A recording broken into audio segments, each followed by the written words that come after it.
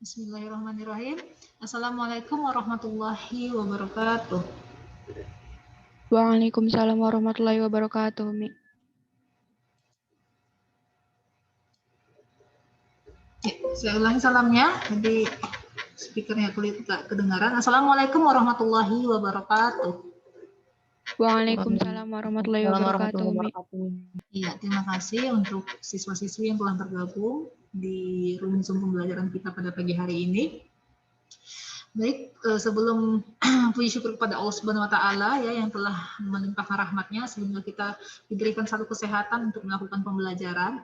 Nah, sebelum melakukan pembelajaran ada baiknya kita berdoa terlebih dahulu ya. Mudah-mudahan pembelajaran kita bisa berjalan dengan lancar. Doa dimulai.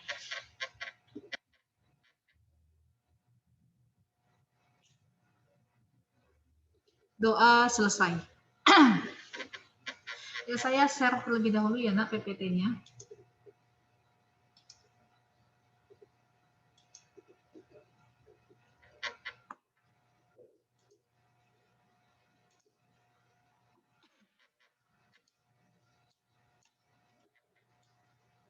Oke. Nah, di minggu lalu kita review tentang wawasan Nusantara. Nah, sebelumnya kita sudah pernah membahas tentang hubungan internasional, ya kan, Nak, ya? Hubungan internasional pernah ya? Iya, Umi. Iya. Nah, pada kesempatan kali ini ya kita masih berhubungan dengan hubungan internasional ya. Pembahasan kita pada pagi hari ini adalah tentang perjanjian internasional. Nah, sebuah negara yang melakukan kerjasama internasional tentunya sangat membutuhkan yang namanya perjanjian internasional. Agar apa? Agar hubungan mereka bisa berjalan dengan baik serta adanya kepastian ataupun kekuatan hukum yang mengikat dari kerjasama tersebut, dari hubungan tersebut, yaitu dengan adanya perjanjian internasional. Nah, bagaimana perjanjian internasional ini? Sini kita akan bahas ya. Nah, tujuan pembelajaran kita adalah yang pertama menjelaskan makna dari perjanjian internasional dan yang kedua adalah menjelaskan tahapan-tahapan yang dilakukan dalam melakukan perjanjian internasional itu seperti apa. Apa yang harus dilakukan sebuah negara dalam melakukan hubungan dalam melakukan kerjasama internasional, dalam melakukan perjanjian internasional. Oke, hari ini kita bahasannya nggak lama-lama, Nak, karena sedikit saja ya. Nah, makna dari perjanjian internasional. Nah, perjanjian internasional itu sendiri diadakan oleh subjek-subjek hukum internasional. Ya, subjek-subjek yang di sini yang dimaksud adalah negara-negara yang melakukan hubungan internasional itu sendiri dengan tujuan ya dan bertujuan untuk melahirkan akibat-akibat hukum tertentu ataupun akibat-akibat hukum yang ditimbulkan. Nah, contoh perjanjian internasional sendiri adalah perjanjian yang dibuat oleh negara dengan negara lain, oleh satu negara dengan negara yang lain. Contoh misalnya Indonesia dengan Malaysia, Indonesia dengan Australia, ataupun negara dengan organisasi internasional. Jadi bukan hanya muatannya bukan hanya negara, tetapi juga bisa berhubungan dengan organisasi internasional. Contoh Indonesia dengan PBB, Indonesia dengan UNESCO, seperti itu dia. Nah, ataupun organisasi internasional dengan organisasi internasional lain serta tahta suci dengan negara. Ya, artinya yang berhubungan lembaga-lembaga internasional yang bisa dikatakan melakukan hubungan internasional bisa melakukan perjanjian internasional. Nah, menurut para ahli ya, ini ada 4 ya pendapat dari Konvensi Wina ya, Undang-Undang Nomor 37 Tahun 1969 tentang hubungan luar negeri ya. Dan tentang ini yang terbaru ya, Undang-Undang Nomor 20 tentang Perjanjian Internasional dan Dr. Mukhtar. Nah, dikatakan bahwa kita ambil dari undang-undang saja ya, Undang-Undang Nomor 37. Perjanjian dalam bentuk dan sebutan apapun ya, ini pengertiannya, yang diatur oleh hukum internasional dan dibuat secara tertulis oleh pemerintah Republik Indonesia dengan satu atau lebih negara. Ya, kalau berdasarkan dari Undang-Undang Nomor 24 Tahun 2000 ya, perjanjian internasional adalah perjanjian dalam ya. Perjanjian dalam bentuk dan nama tertentu yang diatur dalam hukum internasional dan dibuat secara tertulis ya untuk menimbulkan hak dan kewajiban di bidang hukum publiknya. Ya, artinya perjanjian internasional ini sendiri dibuat oleh masing-masing negara yang terlibat dalam hubungan internasional, yang terlibat dalam kerjasama internasional. Salah satu hubungan internasional yang dilakukan oleh sebuah negara adalah dengan cara kerjasama internasional. Nah, maka negara yang melakukan kerjasama itu sendirilah yang membuat peraturan-peraturan apa yang nantinya bisa dikatakan sebagai perjanjian internasional, sebuah keputusan hukum yang dibuat ya kan untuk disepakati oleh kedua belah pihak ataupun oleh masing-masing pihak negara yang melakukan hubungan tersebut. Ya.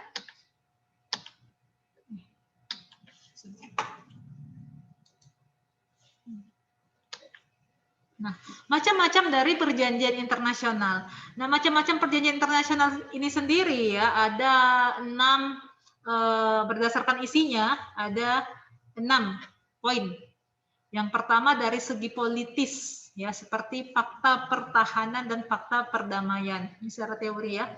Yang kedua adalah dari segi ekonomi seperti bantuan ekonomi dan bantuan keuangan yang bisa diberikan oleh negara kita ataupun negara lain yang meminjamkan bantuannya ke Indonesia.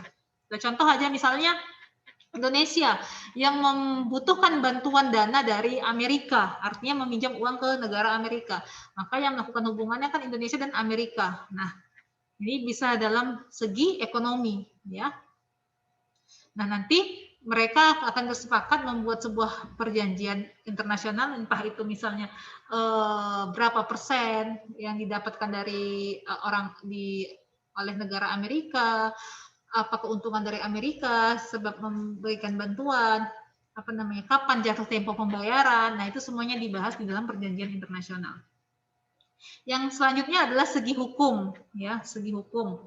Nah, segi batas wilayah dan segi kesehatan. Ya, itu ya dari perjanjian internasional yang bisa dilakukan berdasarkan isinya.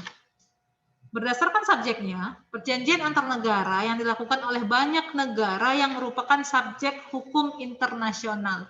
Ya, perjanjian internasional antara negara dan subjek hukum internasional lainnya, ya, serta antar sesama subjek hukum internasional selain negara, berarti organisasi kalau dikatakan selain negara. Contohnya, perjanjian antar organisasi internasional ya, tahta suci misalnya negara Vatikan dengan organisasi MEE, ya, kerjasama ASEAN dengan MEE. Nah, itu dia di bidang ekonomi ya. Nah, itu dia bisa dilihat.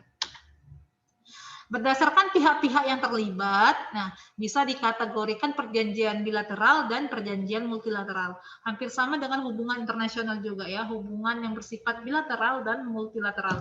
Kalau bilateral berarti dia bersifat hanya oleh dua pihak saja, ya, dan ini bersifat tertutup katanya. Karena apa? Karena hanya melibatkan dua belah pihak negara yang melakukan perjanjian internasional. Jadi artinya tidak menutup kemungkinan pihak lain itu mengetahui. Ya, kalau dia perjanjian multilateral berarti perjanjian di banyak negara yang melakukan perjanjian. Ya, dan ini dia mengatur hal-hal yang menyangkut kepentingan umum dan bersifat terbuka biasanya. Bisa juga organisasi, yaitu memberi kesempatan bagi negara lain untuk turut serta dalam perjanjian tersebut. Artinya kerjasama dilakukan bersama-sama dengan negara yang lain. Dan perjanjian ini biasa sering disebut sebagai law making treaties. Nah, itu dia. Ya. Nah, contohnya seperti apa? Perjanjian antara Indonesia dengan Filipina tentang pemberantasan dan penyeludupan ya oleh kelompok bajak laut. Ya, ini bisa dibaca sendiri perjanjian Indonesia dengan Republik Rakyat Cina, ya. Konvensi Hukum Laut tahun 1958 tentang laut teritorial, ya. Serta Konvensi Hukum Laut ya pada tahun 1958 dan Konvensi Wina di tahun 1961 tentang perlindungan korban perang. Nah, ini salah satu bentuk kerjasama yang bisa dilakukan. Nah, kalau berdasarkan fungsinya, yang ada dua, law making treaties dan treaty contract. Law making treaties artinya perjanjian yang membentuk hukum, yaitu suatu perjanjian yang dia meletakkan ketentuan-ketentuan ataupun kaidah hukumnya itu bagi masyarakat internasional secara keseluruhan. Dan ini biasanya bersifat multilateral. Ya, tadi ya, yang law making treaties tadi. Kalau yang berarti dilakukan oleh banyak negara kalau yang pertama. Yang kedua tadi treaty contract, yaitu bersifat khusus. Nah, ini biasanya tertutup ya sifatnya tadi, ya, hampir sama dengan apa yang tadi bentuknya ya. Jadi hanya mengikat dua negara yang melakukan perjanjian saja. Contohnya perjanjian Indonesia dengan RCC tentang dui kewarganegaraan, ya, akibat-akibat yang timbul dalam perjanjian tersebut itu bisa hanya mengikat dua negara saja, yaitu antara Indonesia dan Republik Rakyat Cina. Nah, lantas mengapa perjanjian internasional itu sangat penting? Ya, kenapa harus diadakan sebuah perjanjian internasional? Ya, yang pertama, karena perjanjian internasional itu lebih menjamin kepastian hukum, ya. Sebab perjanjian internasional itu dia biasanya pasti dilakukan secara tertulis, harus ada dia tulis. Jadi kalau hanya berbicara apa ya, omongan saja itu kan bisa dilupakan oleh kedua belah pihak negara. Nah, tapi kalau ada apa namanya hukum tertulisnya, jadi kalau seandainya ada negara yang melakukan one prestasi itu maksudnya adalah melakukan pengingkaran perjanjian ataupun pengkhianatan sebelah pihak, maka negara yang bersangkutan bisa menggugat negara yang melakukan one prestasi tersebut. Jadi sangat perlu dia, makanya harus ada bukti tertulis. Yang kedua adalah perjanjian internasional ini sendiri mengatur masalah-masalah kepentingan bersama di antara para subjek hukum internasional ataupun maksudnya di antara negara yang melakukan hubungan ini. Jadi mengatur masalah, misal contoh Indonesia nih tadi yang dia butuh misalnya dalam melakukan kerjasama dalam segi ekonomi, butuh bantuan keuangan, ya, dia bisa meminjam modal usaha dengan negara lain. Tergantung masalahnya apa. Atau misalnya di dalam negara kita itu kebutuhan barang-barang elektronik ya, yang dari kita biasa dari Jepang ya, karena itu sangat sedikit untuk masuknya ke ini. Kita bisa minta gitu dengan melakukan sebuah perjanjian internasional tadi. Nah, harus ada perjanjian tertulis. Selanjutnya, nah ini yang sangat penting yang harus diingat, yaitu tahapan dalam melakukan sebuah perjanjian internasional. Nah, jadi yang melakukan perjanjian internasional ini adalah utusan dari masing-masing negara. Nah, bisa langsung presiden, bisa berupa utusan. Utusan itu seperti apa? Duta ataupun siapa? Duta atau konsul, ya. Jadi biasanya si duta ya yang diutus oleh para kepala pemerintahan ataupun kepala negara itu akan melakukan tahapan terlebih dahulu dalam melakukan perjanjian internasional, tidak langsung disepakati. Jadi yang pertama itu harus dilakukan perundingan dulu terlebih dahulu, ya. Perundingan ini adalah tahapan pertama dalam sebuah proses pembuatan perjanjian internasional yang sebelumnya diadakan oleh kedua belah pihak. Ya. Setelah dilakukan perundingan, maka dilakukan penandatanganan oleh kedua belah pihak. Ya, yang artinya perundingan ini nantinya juga akan diketahui oleh kepala negaranya, gitu ya, kepala negara masing-masing negara. Jika sudah oke, maka akan dilakukan penandatanganan, ya, oleh para menteri luar negeri ataupun Menlu ataupun kepala pemerintahan dalam perjanjian multilateral. Ya. Setelah adanya penandatanganan, tetap dilakukan yang namanya pengesahan. Nah, kenapa pengesahan itu penting? Ya, biasanya kalau cuma tanda tangan saja belum kuat secara hukum. Tapi ketika ada pengesahan, ya, logo dari stempel dari masing-masing negara, maka perjanjian internasional akan semakin kuat secara hukum. Nah, itu dia. Sampai sini dipahami ya? Kita lanjut. Nah, sebuah perjanjian internasional bisa dibatalkan. Nah, bagaimana sebuah pembatalan perjanjian itu bisa dilakukan? Yang bisa terjadi, ya, yang pertama jika terjadinya pelanggaran, ya, itu bisa batallah sebuah perjanjian. Berarti di dalam sebuah perjanjian itu nanti akan dibuat bisa batal sendiri karena apa? Atau misalnya kalau dia bersifat kontrak, artinya apa namanya, ada sebuah perjanjian internasional itu ada masa kadaluarsanya. Nah, sama seperti surat ada masa kadaluarsanya yang artinya misalnya kerjasama ini hanya dilakukan kerjasama di bidang ekspor impor barang. Misalnya hanya bisa dilakukan dari 5 tahun ke depan, ya, dari tahun 2010 ke 2015. Di akhir 2015 biasanya negara itu akan melakukan kembali kontrak ulang. Boleh diperpanjang ataupun diselesaikan. Artinya itu kesepakatan dari kedua belah pihak. Kalau misalnya sebelah pihak tidak melakukan, ya sudah stop. Kalau mau dilakukan selanjutnya akan perpanjang kontrak lagi untuk 5 tahun. Nah, ada yang bersifat seperti itu. Ya. Yang kedua, adanya kecurangan, yaitu tadi wan prestasi. Wan prestasi tadi itu apa namanya, bisa berakibat terhadap pembatalan perjanjian jika memang sudah disepakati oleh kedua belah pihak tadi, ya. Artinya misalnya dalam hal kerjasama pasokan barang-barang dari luar ke dalam negeri, misalnya negara Indonesia mendapat persenan sekian, negara pengirim mendapatkan persenan sekian persen. Nah, ternyata setelah dikirim keuntungan itu diambil lebih misalnya oleh negara pengirim. Nah, itu bisa, berarti kan curang ya, udah sementara sudah dikontrak, sudah disepakati. Itu yang dikatakan wan prestasi, itu bisa batal perjanjian. Yang ketiga, ada pihak yang dirugikan. Nah, itu pasti sudah pasti. Kalau sudah ada curang, pasti ada pihak yang dirugikan. Dan adanya ancaman dari sebelah pihak, maka batal perjanjiannya.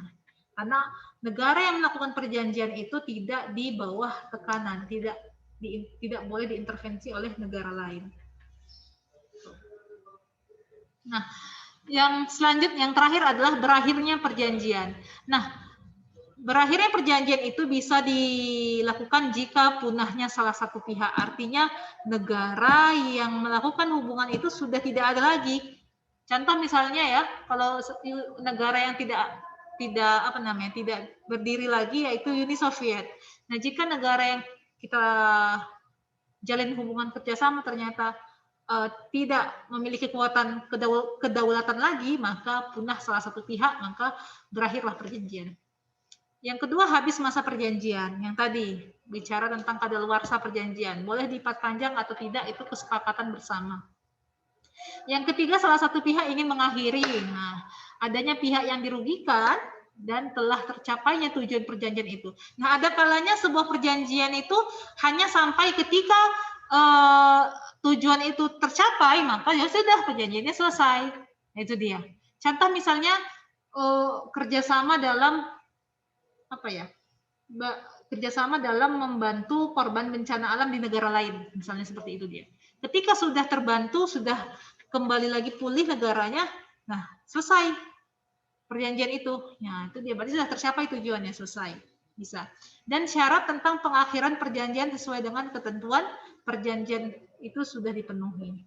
Jadi ada 6 poin ya yang di mana 6 poin ini bisa mengakibatkan berakhirnya perjanjian internasional.